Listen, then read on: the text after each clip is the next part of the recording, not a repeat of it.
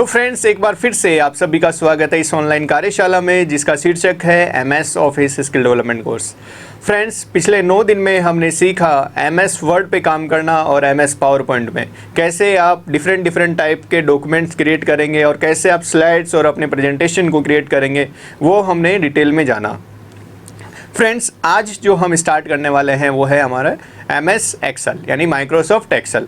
Friends, MS Excel की हम बात करें तो इसका जो लोगो है कुछ इस तरीके से ये दिखाई देता है और ये एक एप्लीकेशन सॉफ्टवेयर है और एमएस ऑफिस का ही एक पार्ट है एमएस एक्सेल।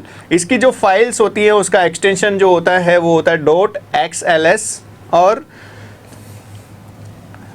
.xls इसकी जो फाइल्स होती हैं उसका एक्सटेंशन होता है कि आप किसी भी फाइल को कैसे पहचानेंगे कि वो एक्सेल की फाइल है, तो वो जो है .xls होता है और .xlsx, ये दोनों फॉर्मेट जो है एक्सेल की फाइल्स को सेव करने के होते हैं। तो वो जो फाइल्स हैं वो ओपन हो जाएगी। और भी काफ़ी सारे फॉर्मेट्स होते हैं जो एमएस एक्सेल जो है सपोर्ट करता है। चलिए आगे हम बात करते हैं और आज हम क्या क्या सीखने वाले हैं एमएस एक्सेल के अंदर वो हम डिटेल में देखते हैं कि इस 4 से 5 दिन के दौरान हम क्या क्या एमएस एक्सेल के अंदर कवर करेंगे और डिटेल में उन चीज़ों को समझेंगे। तो आइए हम इन सभी चीज़ों को एक बार देखते हैं। तो सबसे पहले हम बात करेंगे कि जो एमएस एक्सेल है उसकी जो बेसिक चीज़ें हैं, उसका लेआउट कैसा होता है, उसका इंटरफेस कैसा होता है, उसके अंदर कौन कौन से टैब्स होते हैं, कौन कौन से ग्रुप्स उसके अंदर होते हैं, उन सभी चीज़ों को हम डिटेल में देखने वाले हैं। इसके बाद हम बात करेंगे बेसिक एलिमेंट्स की, ठीक है। और इसके बाद कैसे आप सीट्स क्रिएट करेंगे, कैसे उनको आप ओपन करेंगे, कैसे आप अपनी सीट्स को जो है सेव करेंगे, इन सभी चीज़ों को हम डिटेल में देखेंगे और आपको स्टेप बाय सिखाएंगे हर चीज़ को कि कैसे आपको एक्सेल के अंदर काम करना है। इसके बाद में हम बात करेंगे कि सीट्स को कैसे प्रिंट करना है, कैसे वर्कबुक्स को प्रिंट करना है। इसकी बात भी हम करेंगे कि सीट्स क्या होती हैं और वर्कबुक्स क्या होती हैं। फ्रेंड्स, इसके बाद हम डिस्कस करेंगे कि चार्ट्स और ग्राफ आप जो है कैसे क्रिएट करेंगे एमएस एक्सेल के अंदर। एमएस एक्सेल के अंदर जो डेटा आपका रखा हुआ है उससे जो है आप चार्ट्स और ग्राफ्स कैसे क्रिएट करेंगे और कैसे रिप्रेजेंट करेंगे औरों के सामने, उसको भी हम सीखेंगे यहाँ पर। और कैलकुलेशंस करना हम सीखेंगे कि किस तरीके से आप जो है एक्सेल के अंदर ही बिना कैलकुलेटर को यूज़ में लिए, बिना जो है आप किसी और चीज़ को करें, जो है आप कैलकुलेशंस कर सकते हो यहाँ पर। तो उन सभी चीज़ों को हम यहाँ पर देखने वाले हैं। इसके बाद जितने भी फॉर्मूलाज यूज़ में लिए जाते हैं एमएस एक्सेल के अंदर, उनको हम एक एक को यहाँ पर डिस्कस करेंगे और उनको इम्प्लीमेंट करना भी हम सीखेंगे। फ्रेंड्स, कैसे आप जो है जितने भी डेटाबेस होते हैं एक्सेल के अंदर, एक्सेल को जनरली जो है यूज़ लिया जाता है वो डेटाबेस के लिए यूज़ में लिया जाता है ताकि जो बहुत सारा जो डेटा होता है उसको आप एक्सेल के अंदर सेव करें। तो उस डेटाबेस के अंदर से कैसे सॉर्टिंग की जाती है डेटा की, कैसे फ़िल्टरिंग की जाती है, उसको भी हम डिस्कस करने वाले हैं। इसके बाद ही कैसे आप अपनी जो सीट्स हैं उनको सिक्योर करेंगे, पासवर्ड प्रोटेक्शन कैसे लगाएंगे उनके अंदर, तो ये सारी चीज़ों को हम देखने वाले हैं। इसके साथ ही जो बहुत ही महत्वपूर्ण चीज़ आती है यहाँ पर वो आती है कि कैसे आप अपने ऑर्गेनाइजेशन के लिए जो है बिल क्रिएट करेंगे। यहाँ पे वेरियस अकाउंटिंग जो रिपोर्ट्स होती हैं उनको कैसे आप क्रिएट करेंगे, वो सारी चीज़ें हम यहाँ पर देखने वाले हैं।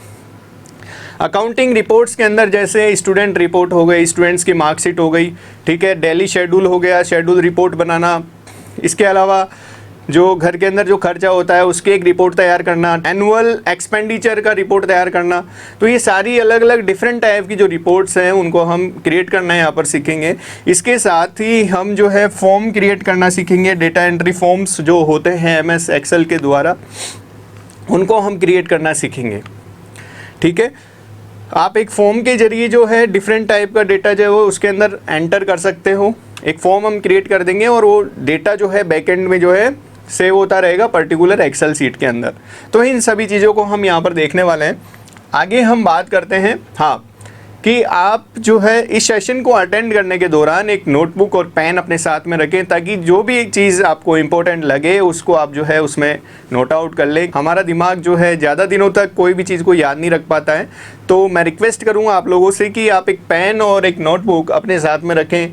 तो जो भी फॉर्मूला और कोई भी चीज़, कोई शॉर्टकट की या कोई भी चीज़ हम डिस्कस कर रहे हैं वो आप साथ के साथ नोट आउट उसके अंदर कर लें। इसके साथ ही चलिए अब शुरू करते हैं कि MS एक्सेल के अंदर जो है उसको स्टार्ट कैसे करेंगे, उसका जो बेसिक लेआउट है, बेसिक एलिमेंट्स हैं उसके, उनको हम कैसे काम में लेंगे, कैसे काम करेंगे उनके अंदर। तो आइए देखते हैं। तो माइक्रोसॉफ्ट एक्सेल के स्टार्ट करने के यहाँ पर 4 डिफरेंट मेथड्स बताए हमने कि आप एक तो सबसे पहले स्टार्ट जो है वहाँ पे आप क्लिक करें और प्रोग्राम मेन्यू में जाकर के वहाँ से आप MS एक्सेल को ओपन कर लें। सेकंड मेथड हमारे पास में है कि डेस्कटॉप आइकन पे जो शॉर्टकट होता है, ठीक है, उस शॉर्टकट से भी आप जो है MS एक्सेल को ओपन कर सकते हो। थर्ड है कि आप रन कमांड से भी इसको ओपन कर सकते हैं। विंडो की के साथ में आपको R प्रेस करना है और वहाँ पे टाइप कर देना है एक्सेल और उसके बाद एंटर प्रेस करना है, तो आपका MS एक्सेल वहाँ से भी ओपन हो जाएगा। इसके बाद फोर्थ ऑप्शन आपके पास में आता है, विंडो की प्रेस करना है और आपको टाइप करना है एक्सेल, देन वहाँ पे एक्सेल आपको दिख जाएगा और फिर एंटर प्रेस करना है, तो वहाँ से भी आप ओपन कर सकते हैं MS एक्सेल को। तो ये 4 डिफरेंट मेथड्स हैं, आप इनसे माइक्रोसॉफ्ट एक्सेल को जो है ओपन कर लेंगे। तो चलिए स्टार्ट करते हैं। फ्रेंड्स, एक्सेल को स्टार्ट करने के लिए सबसे पहले स्टार्ट पे आपको क्लिक करना है, वहाँ पर एक्सेल 2016 आपको दिख जाएगा। सेकंड ऑप्शन ये है कि आप विंडो की दबाएं और वहाँ पर आप टाइप करें EXCEL एक्सेल, ठीक है। थर्ड ऑप्शन जो है विंडोज़ जो डेस्कटॉप रहता है वहाँ पर जो है उसके ऊपर एक शॉर्टकट आइकन रहता है एक्सेल का, तो वहाँ से भी आप ओपन कर सकते हैं। और फोर्थ ऑप्शन ये है कि विंडो की के साथ में आपको R प्रेस करना है और वहाँ पे टाइप करना है EXCEL एक्सेल, वहाँ से जो एक्सेल का इंटरफेस है वो ओपन हो जाएगा।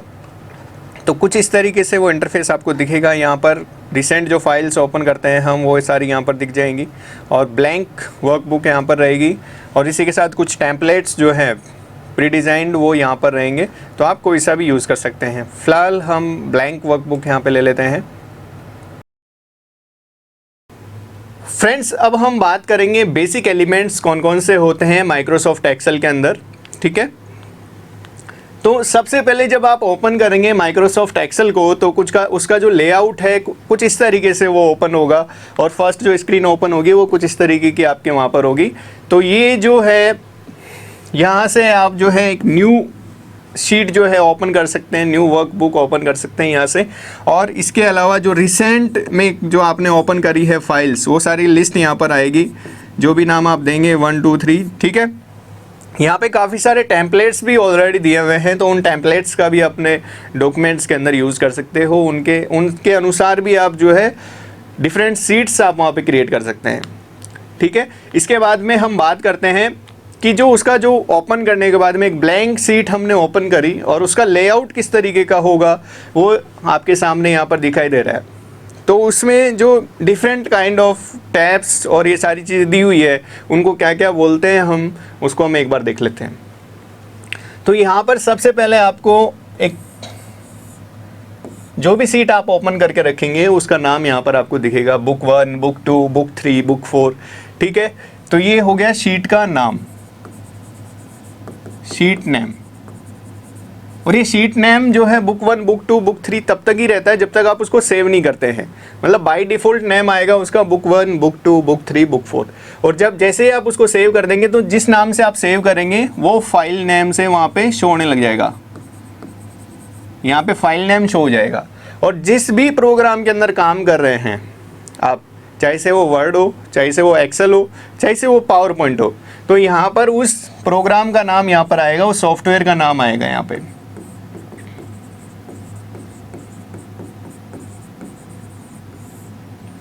ठीक है, तो ये तो हो गई बात टाइटल बार की, इसे हम कहते हैं टाइटल बार। इसके बाद फ्रेंड्स बात आती है यहाँ पे इसकी कि इसको हम क्या बोलते हैं, इसको हम बोलते हैं क्विक एक्सेस टूल बार। ये होता है आपका quick access tool bar, quick access tool bar QAT। Friends इसके बाद जो है यहाँ पर ये जो है ये वाला जो पार्ट है ये पूरा, इसको हम जो है मेन्यू बार बोलते हैं या फिर रिबन बोलते हैं, मेन्यू बार या रिबन या मेन्यू बार, आप कुछ भी बोल सकते हैं। रिबन बोलेंगे तो भी ठीक है और मेन्यू बार बोलेंगे तो भी ठीक है। अब यहाँ पर इसके अलावा यहाँ पर जो है ये तो हो गया आपका मेनू बार। मेनू बार के अंदर जो है यहाँ पर टैब्स दी हुई है, home, insert, page layout, formulas, data, review, view and team. ये अलग अलग टैब्स यहाँ पर दी हुई है, तो इनको हम टैब बोलेंगे। और ये जो पर्टिकुलर यहाँ पर ग्रुप्स बने हुए हैं तो इनको हम ग्रुप्स बोलते हैं। जितने भी टूल्स हैं तो ग्रुप वाइज है, इनको डिस्ट्रीब्यूट किया हुआ है। तो ये पर्टिकुलर ग्रुप के अंदर डिफरेंट डिफरेंट टूल्स आपको दिए हुए हैं।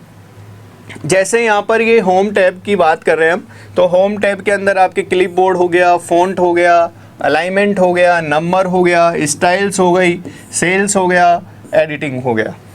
तो ये इतने सारे ग्रुप्स जो हैं आपके होम टैब के अंदर दिए हुए हैं। इसके साथ ही यहाँ पर ये जो बॉक्स दिया हुआ है, ठीक है, तो इस बॉक्स को हम बोलते हैं नेम बॉक्स। इसको बोलते हैं नेम बॉक्स। जो भी सेल के अंदर आप काम कर रहे हैं उस सेल का नाम यहाँ पर रिप्रेजेंट होगा और इसको हम बोलते हैं नेम बॉक्स। इसके बाद यहाँ पर बात आती है इसकी, ये है आपका फॉर्मूला बार।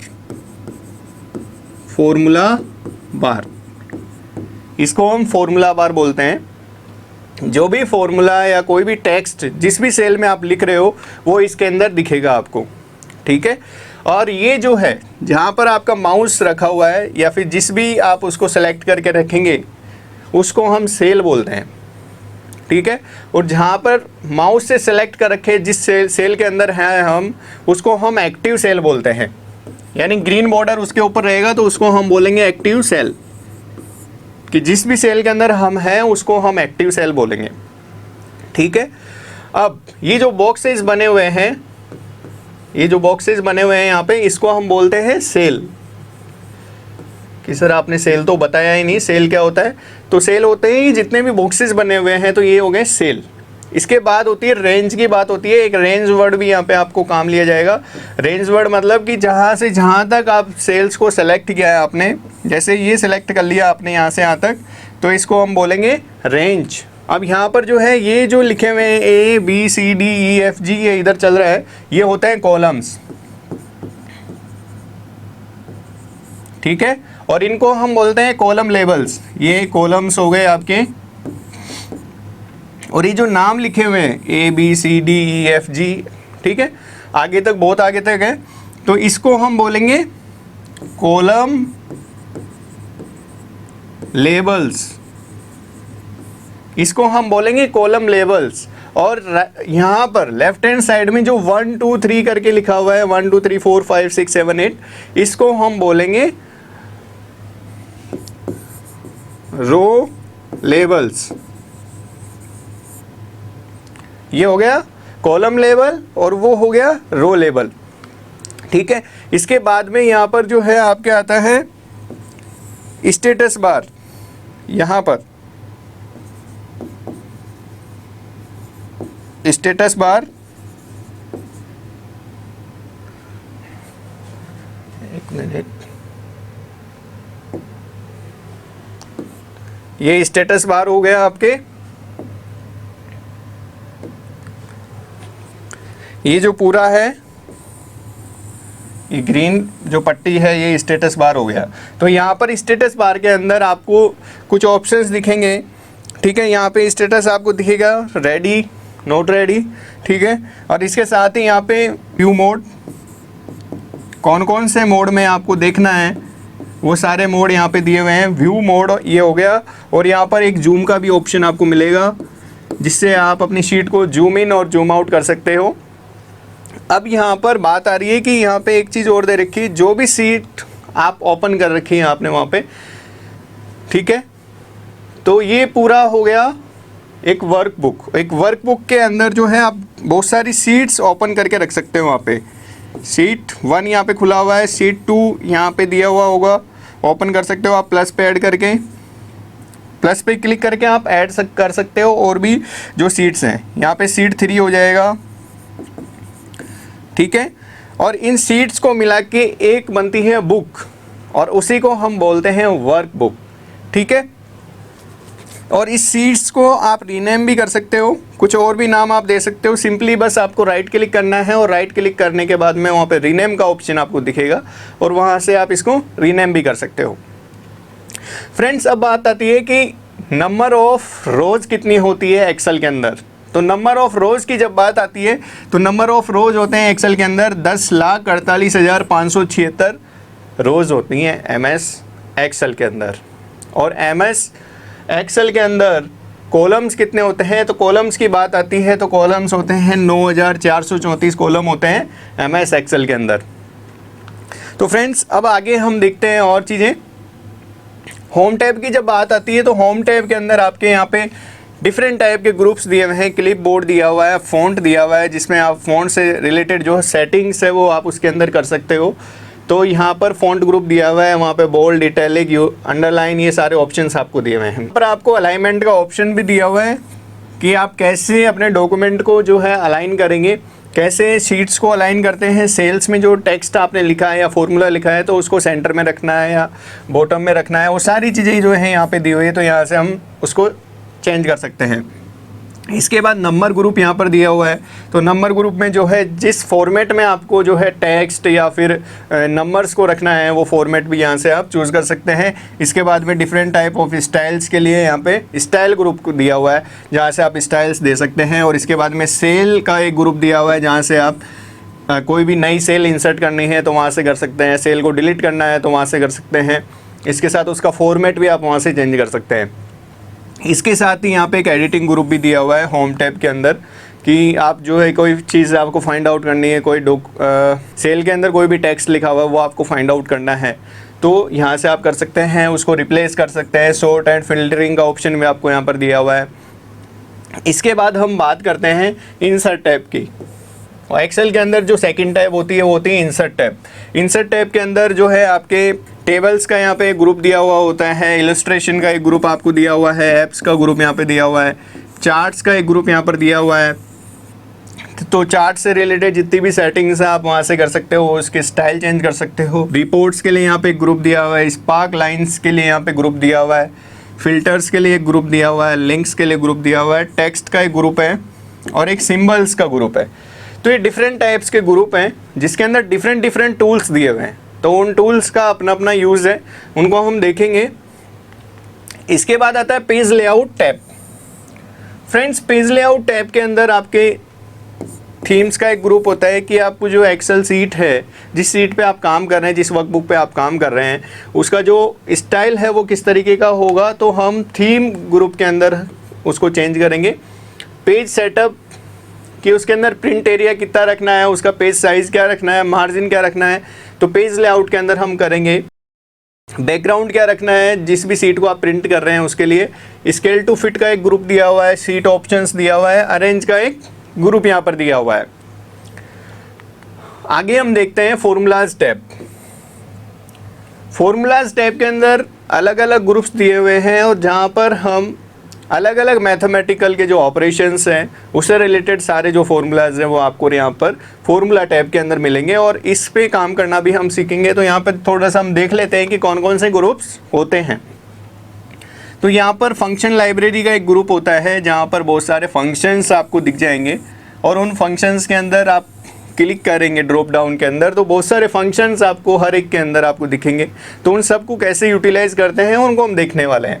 इसके बाद डिफाइंड नेम्स का एक ग्रुप यहाँ पर है, फॉर्मूला ऑडिटिंग का एक ग्रुप यहाँ पर है, कैलकुलेशन का एक ग्रुप है। तो इनको हम स्टेप बाय स्टेप डिटेल में समझेंगे। आगे हम देखते हैं नेक्स्ट जो टैब होती है वो होती है डेटा टैब।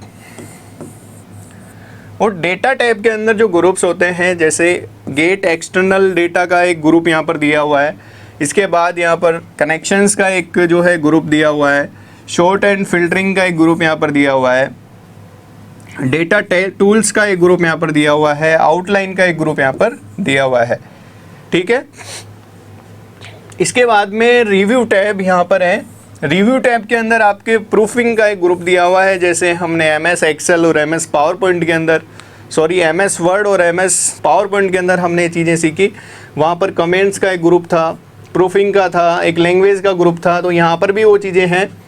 इसके अलावा चेंजेस का एक ग्रुप यहाँ पर है, जहाँ पर आप सीट को प्रोटेक्ट करना सीखते हो, वर्कबुक को प्रोटेक्ट करना सीख रहे हो, और यहाँ पर आप अपनी वर्कबुक को शेयर भी कर सकते हो। इसके साथ ही और भी चेंजेस यहाँ पर दिए हुए हैं थोड़े से, तो उनके सब के ऊपर हम काम करना सीखेंगे यहाँ पर। इसके साथ ही यहाँ पर व्यू टैब दिया हुआ है, ठीक है। व्यू टैब वहाँ भी था MS पावर पॉइंट के अंदर भी और MS वर्ड के अंदर भी, और यहाँ पर भी व्यू टैब है।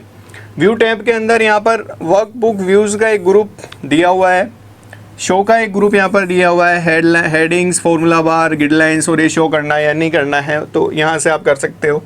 जूम का एक ग्रुप यहाँ पर दिया हुआ है, विंडो का एक ग्रुप दिया हुआ है, मैक्रोज का एक ग्रुप दिया हुआ है। तो कुछ चीज़ें तो हम ऑलरेडी डिस्कस कर चुके हैं MS पावर पॉइंट के अंदर, MS वर्ड के अंदर।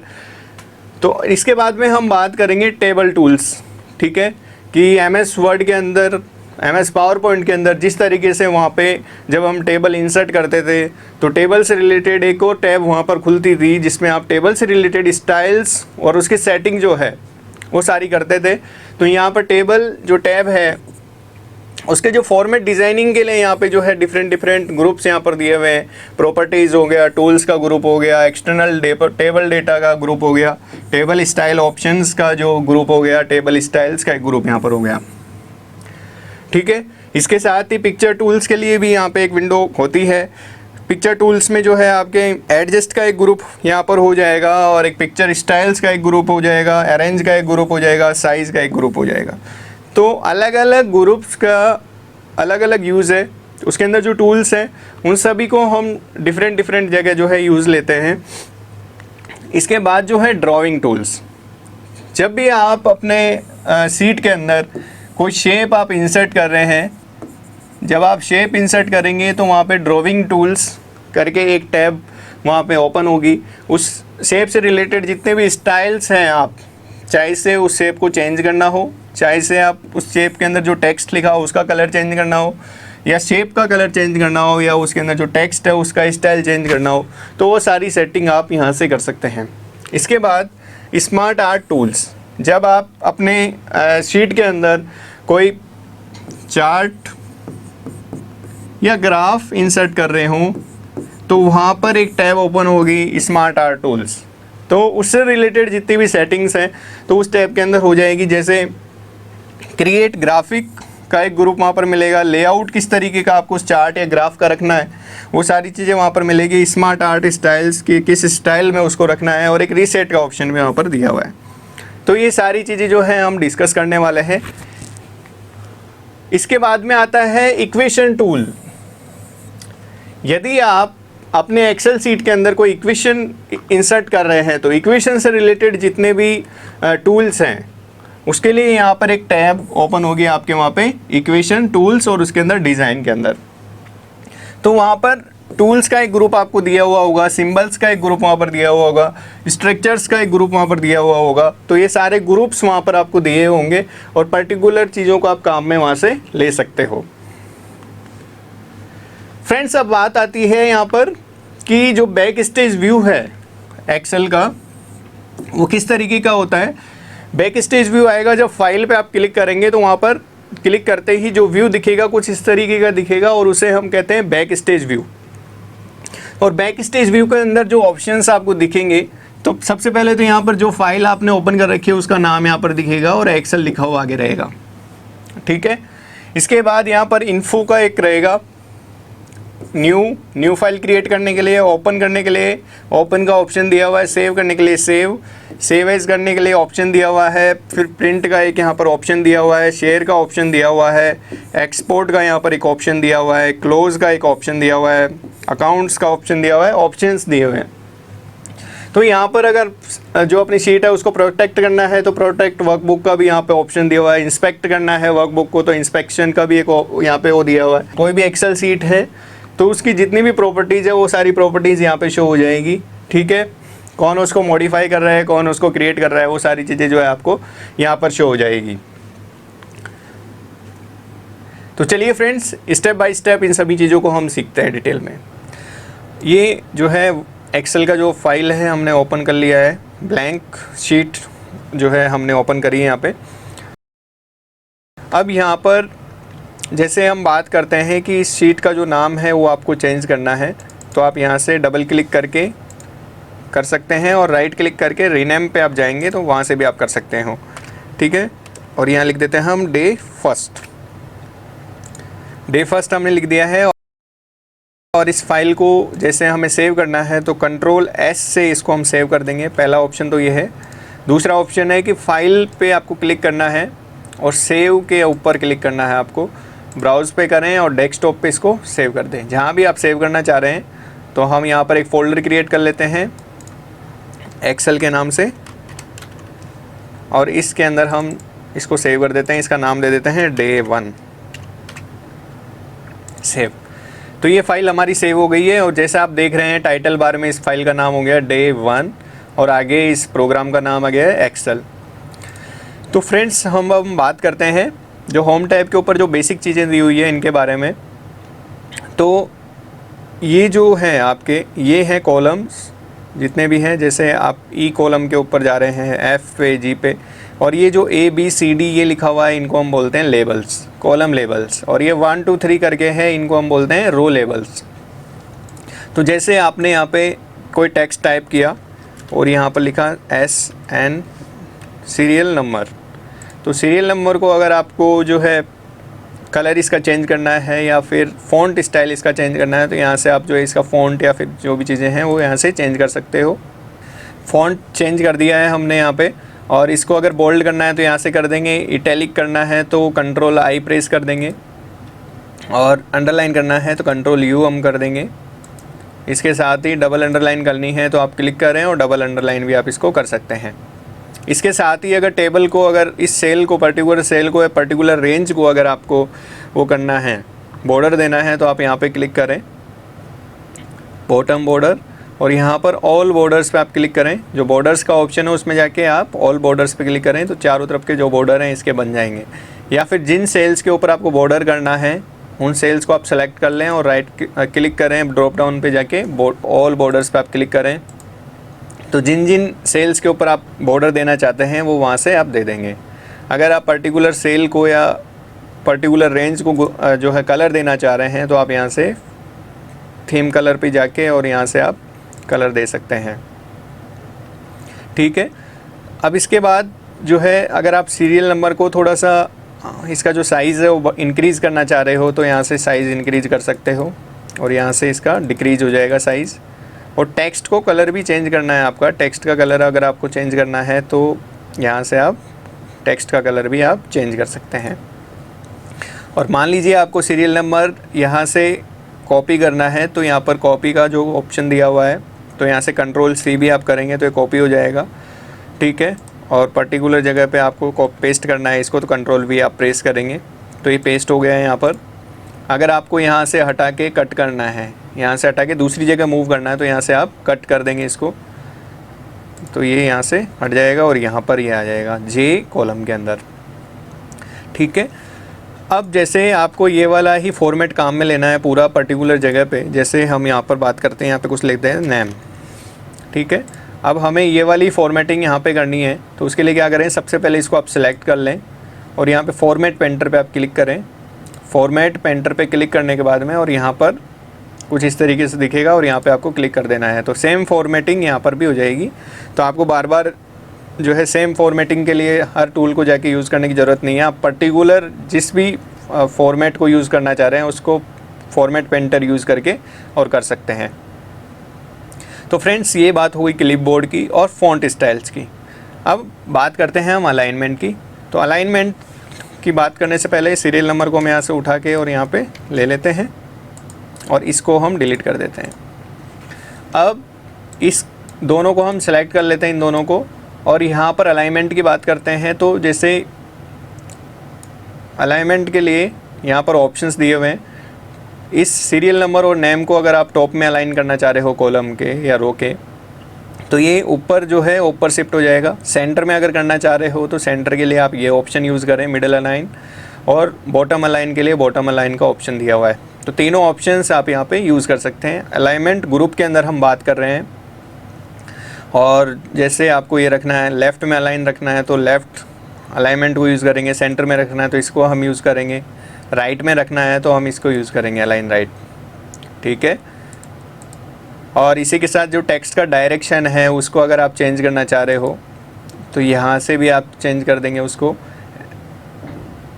ठीक है, क्लॉकवाइज रखना है, एंटी क्लॉकवाइज रखना है, वर्टिकल रखना है, या रोटेशन रखना है, उसमें डाउन रखना है, रोटेट, और फॉर्मेट सेल आप यहाँ से जाके फॉर्मेट भी इसको कर सकते हो। ठीक है, पर्टिकुलर सेल को आपको फॉर्मेट करना है तो फॉर्मेट सेल करके यहाँ पे विंडो ओपन हो जाएगी, तो आप उस विंडो के अंदर भी जाके जो है इसको अपडेट कर सकते हो। ये हो गई बात इसकी। और यहाँ पर जो है एक इंडेंट का ऑप्शन भी दिया हुआ है, आपको अगर इंडेंट इंक्रीज़ या डिक्रीज़ करना है तो आप यहाँ से कर सकते हैं।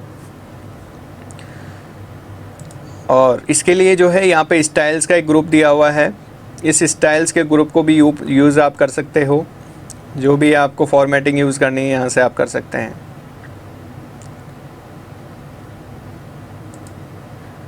ठीक है, इसका जो टेक्स्ट है हम इस तरीके से कर देते हैं।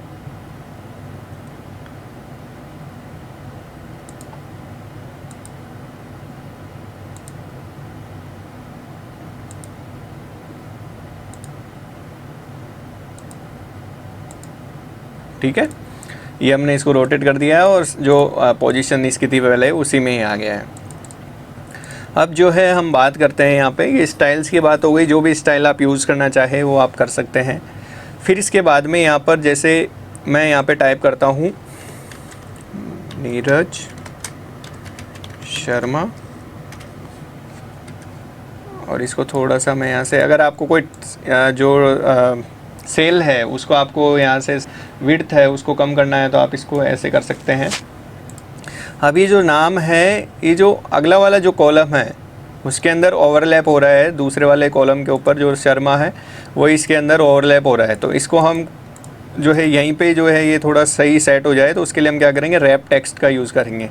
तो रैप टेक्स्ट आप जैसे यूज़ करेंगे तो ये इसी कॉलम के अंदर दिखेगा जो नाम है, नहीं तो क्या है ये इस पर जैसे ओवरलैप हो रहा है, देखिए आप। तो इसको सेम कॉलम के अंदर करने के लिए आप रैप टेक्स्ट का यूज़ करें। अब ये हो गई रैप टेक्स्ट की बात। अगर आपको दो सेल्स को मर्ज करना है, जैसे हम बात करें, ये नेम की बात हो गई, तो इन दोनों में हम यहाँ पर ले लेते हैं फर्स्ट नेम और यहाँ ले लेते हैं लास्ट नेम। ठीक है, तो अब शर्मा जो है आप इसमें लिख देंगे।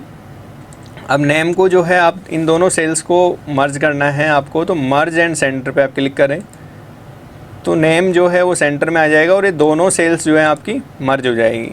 तो आप इस वाले ऑप्शन को यूज़ कर सकते हैं मर्ज के लिए। ठीक है, यहाँ पे और भी ऑप्शंस आप दिए हुए हैं, अनमर्ज करना है तो अनमर्ज का भी ऑप्शन दिया हुआ है। तो वापस से अगर आप अनमर्ज करना चाह रहे हो तो अनमर्ज के ऊपर जाके आप क्लिक करें, या फिर यहाँ पे भी आप क्लिक कर देंगे तो ये हो जाएगा। मर्ज सेल्स मर्ज कर दिया और इसको सेंटर कर देते हैं। ठीक है, तो अब इसको जो है हम अलाइन कर देते हैं, शर्मा को हम यहाँ से कट करके और लास्ट वाले में लिख देते हैं। तो ये बात हो गई आपके टेक्स्ट रैपिंग की और मर्ज एंड सेंटर की। अगर आपको और भी ऑप्शंस चाहिए तो यहाँ पे जो है इसका डायलॉग बॉक्स ओपन कर सकते हैं आप यहाँ पे क्लिक करके एरो पे। ठीक है, तो इस डायलॉग बॉक्स से भी आप इसकी सेटिंग कर सकते हैं। सो ये बात हुई आपकी क्लिपबोर्ड, फ़ॉन्ट एंड एलिमेंट की। अब बात करते हैं हम नंबर ग्रुप की।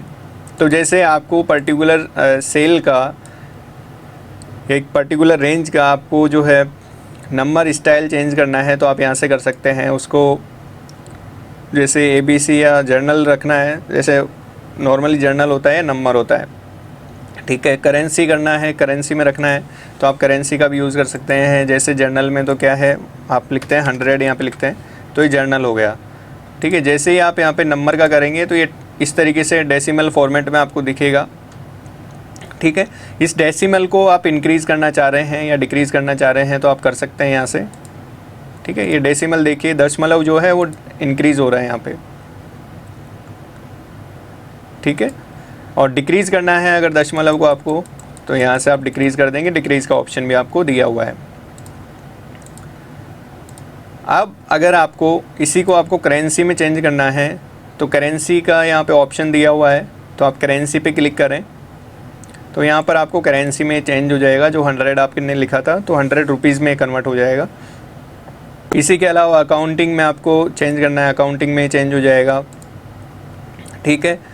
कोई पर्टिकुलर सेल के अंदर या कॉलम के अंदर आप डेट्स डालना चाह रहे हो तो यहाँ पर आप जो है डेट के लिए शॉर्ट डेट और लॉन्ग डेट का यहाँ पे ऑप्शन दिया हुआ है। तो शॉर्ट डेट आप यूज़ कर सकते हो, जैसे आपको डेट लिखनी है यहाँ पे 10/8/2021, तो ये शॉर्ट डेट हो गई। इसी तरीके से आप लॉन्ग डेट भी यहाँ पे यूज़ कर सकते हो इसी तरीके से। तो लॉन्ग डेट, इसको अगर लॉन्ग डेट में करना है तो आप यहाँ से लॉन्ग डेट हो जाएगा, लॉन्ग डेट में कन्वर्ट हो गया, मतलब मंथ का नाम वहाँ पे पूरा शो होगा। इसके बाद में परसेंटेज का ऑप्शन है कि जो पर्टिकुलर जो आपका सेल है उसमें जो टेक्स्ट या फिर जो नंबर लिखा हुआ है उसको आपको परसेंटेज में कन्वर्ट करना है तो आप परसेंटेज में भी उसको कन्वर्ट कर सकते हैं। इसके साथ ही यहाँ पर टाइम का भी ऑप्शन दिया हुआ है। किसी सेल के अंदर अगर आपको टाइम इंसर्ट करना है, टाइम आप उसके अंदर लिख रहे हैं तो टाइम से उसको डिनोट कर दें। इसको आप यहाँ से इसको ड्रैग करेंगे तो इस तरीके से हो जाएगा, इसकी सबकी सेटिंग एक जैसी हो जाएगी। तो यहाँ पर आप ये जो है टाइम के फॉर्मेट में यहाँ पे नंबर शो हो जाएगा। इसके बाद जो है साइंटिफिक आप यूज़ करना चाहें या टेक्स्ट यूज़ करना चाहें तो आप जिस भी फॉर्मेट में यूज़ करना चाह रहे हो वो सबसे पहले आपको वो नंबर फॉर्मेट आपको सेट करना होगा पर्टिकुलर सेल के लिए, ठीक है। ये नंबर ग्रुप की बात हुई यहाँ पे। सो फ्रेंड्स, ये था आज का हमारा सेशन और इस सेशन को अंत तक देखने के लिए आप सभी का प्रेमपूर्वक धन्यवाद। नमस्कार।